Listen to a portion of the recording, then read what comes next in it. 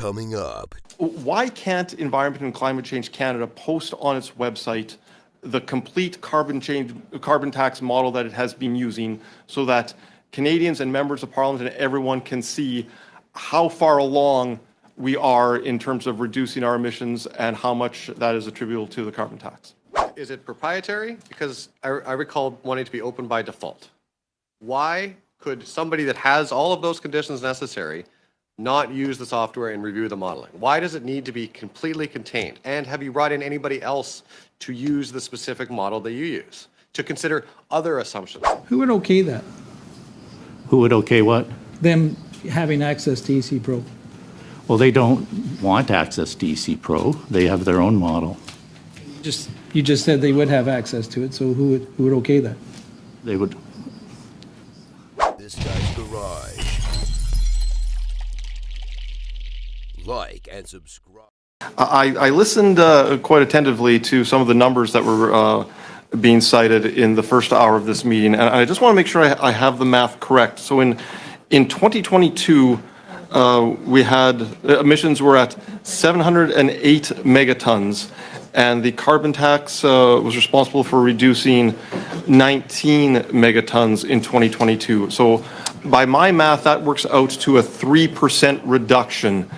So am I to understand that the debate about the carbon tax and the need to keep the carbon tax in place on Canadians and the rise in the cost of living caused by the carbon tax, that is only for 3% of our total reductions? Is that correct?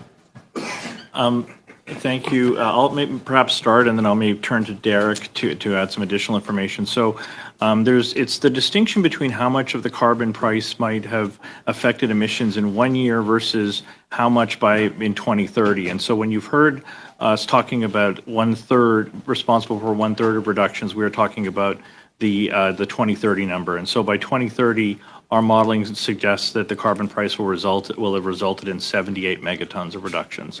And then Derek, maybe you could talk to the year-over-year issue. Yeah, so we did do the estimate for individual years. The number you're referring to, the 708, that's not emissions reductions. That's like total emissions in the country. So when we talk about 1/3, it's 1/3 of our expected reductions. So then that, like Lawrence said, that's getting to 2030 when the carbon price is at its $170 level. Can I, sorry, don't want to prolong this too long, but can I just clarify some of the numbers that you put out? You referred to 1/3 and 3%.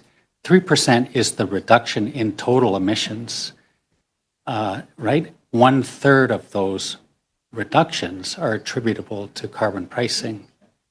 Right, so it's not that carbon pricing has only achieved 3% of reductions. Carbon pricing has contributed to 1/3 of total reductions. Yes, but 3% of the total emissions have been reduced as a result of carbon pricing. Am I to understand that correctly? No, 3%. No, emissions have declined 3% in total. Oh, okay, and so only 1% of those 3% are from the carbon tax. Is that correct? To date? Yes. Okay. So are we getting good value for our money, I guess I should say? Like my party has talked a great deal about the need to invest in new technologies instead of just raising the carbon tax higher and higher and higher. If our total emissions have only been reduced by 1% as a result of the carbon tax, I can't help but think, aren't there other technological innovations out there that could be achieved at much less cost to consumers to reduce total emissions by that 1%? Thank you for the question. So I think I think that would make the assumption that somehow the carbon price is a form of spending that could be redirected elsewhere.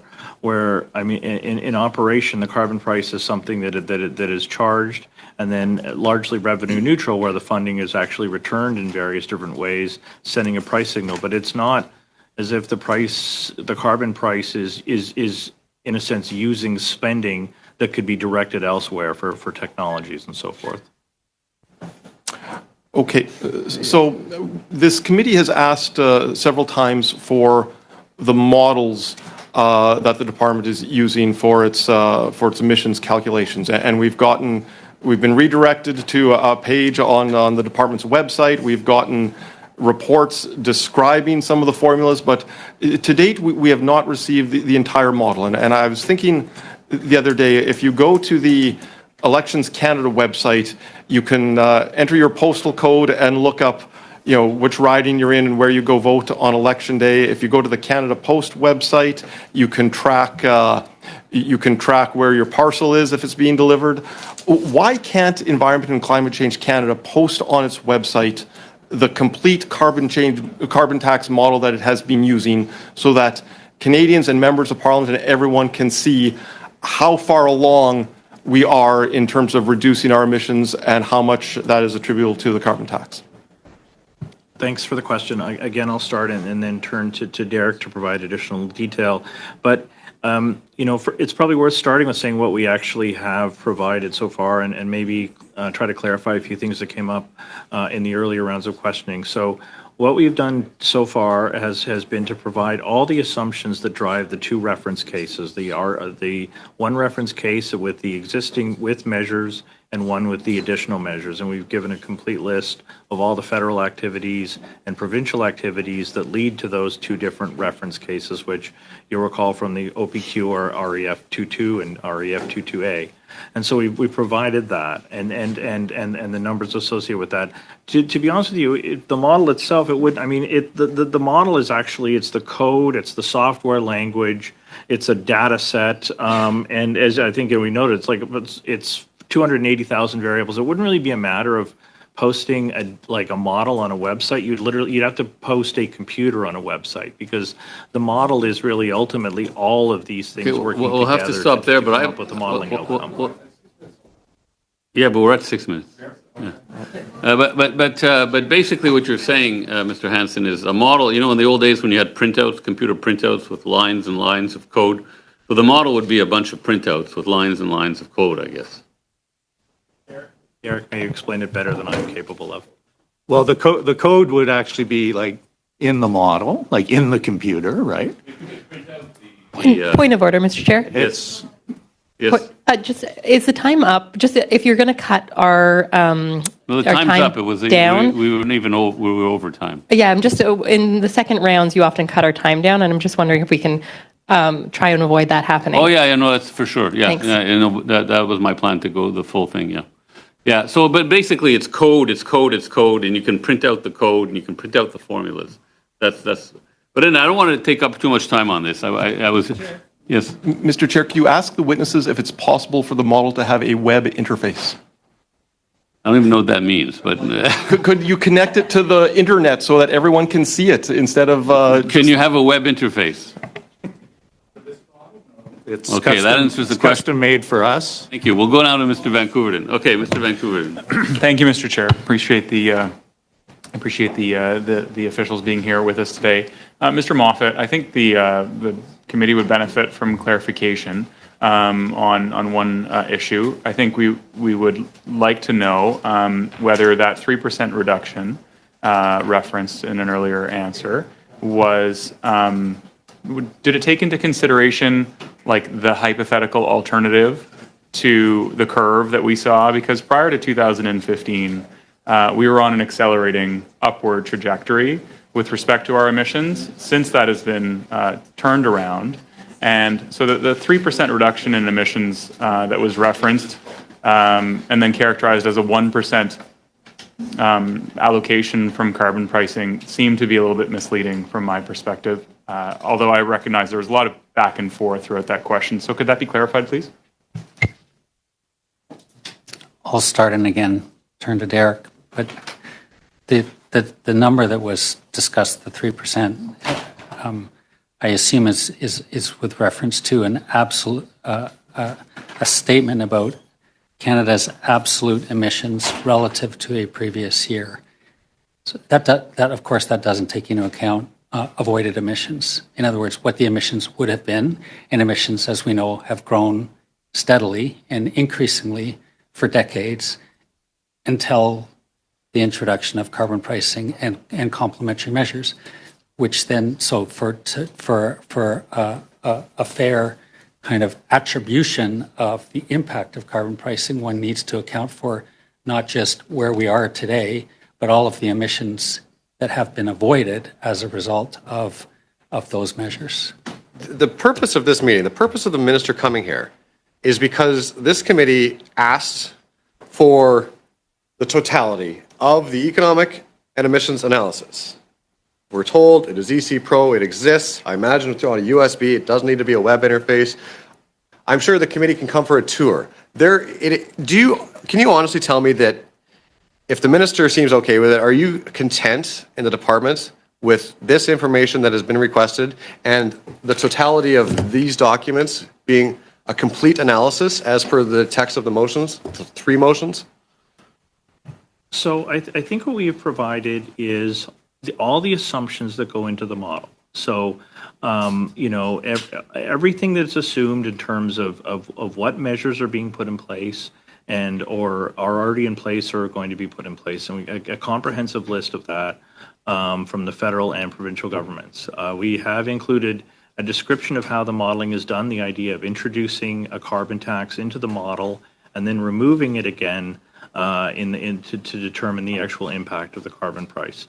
As we've indicated, it's within that there's a huge amount of modeling detail that operates. But I think what we're trying to say is I think we've tried to show here's all the assumptions that the model makes, and here's how you can make a determination of modeled price reductions. But Derek, please feel free to add.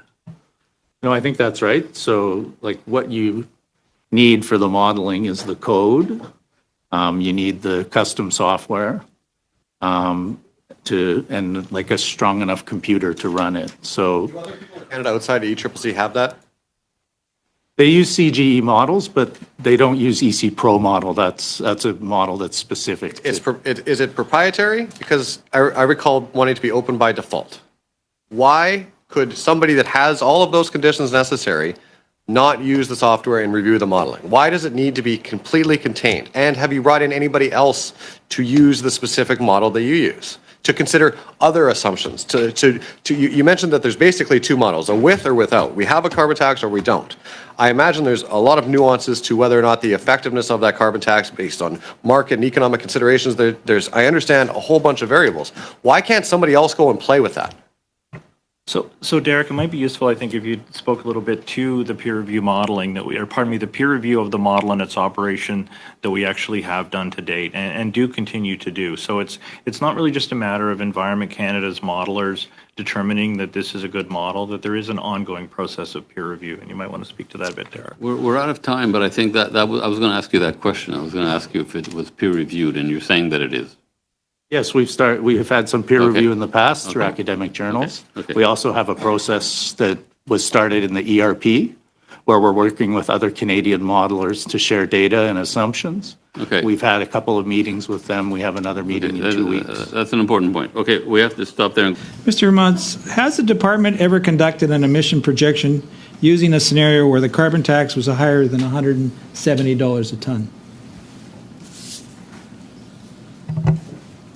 Not to my knowledge, no.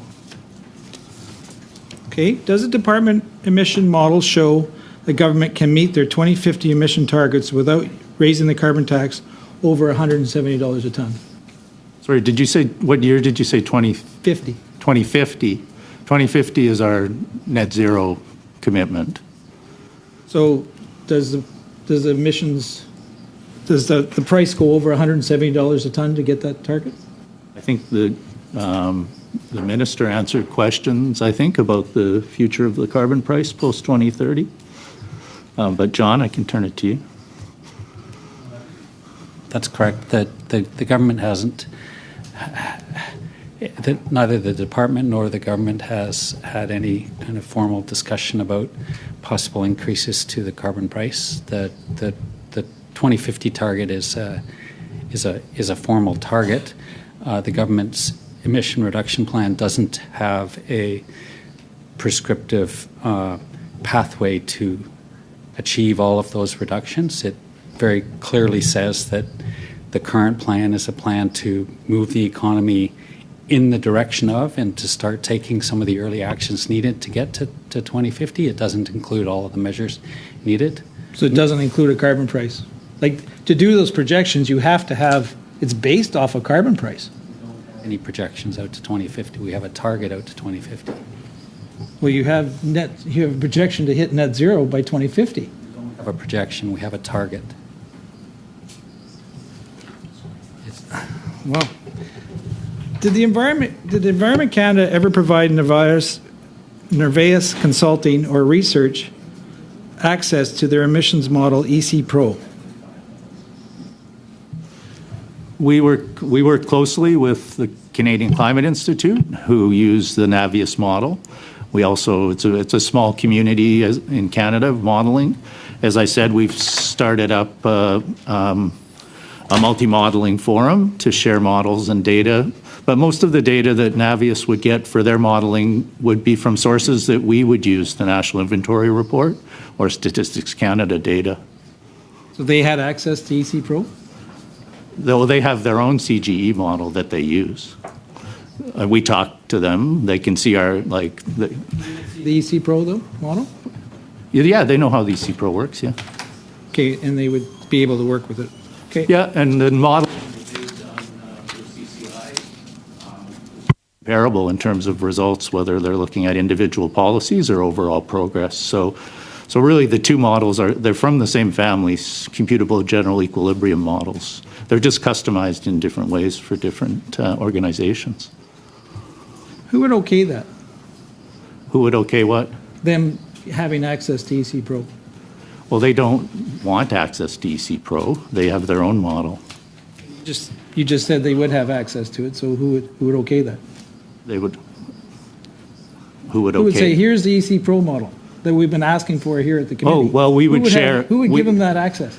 We have the document that we shared with the committee that outlines, that's our best evergreen documentation of the model. That's what we give academics, and we would give Navius if they wanted to know, like, the latest state of our model. Okay.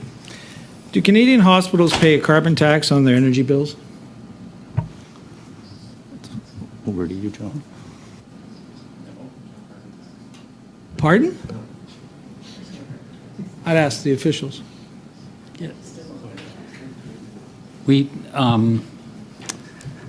I'm going to have to get, Simple question. Do Canadian hospitals pay a carbon tax on their energy bills? Say if they're using natural gas to heat their hospital, would they be paying a carbon tax? specific arrangements for institutions such as hospitals, and I'm happy to provide the committee with a written description of those arrangements. So would those arrangements include, is the carbon tax fully refunded back to Canadian hospitals? We can return to the committee with fuller details on that. So, okay, thank you, and I think that's pretty close, eh?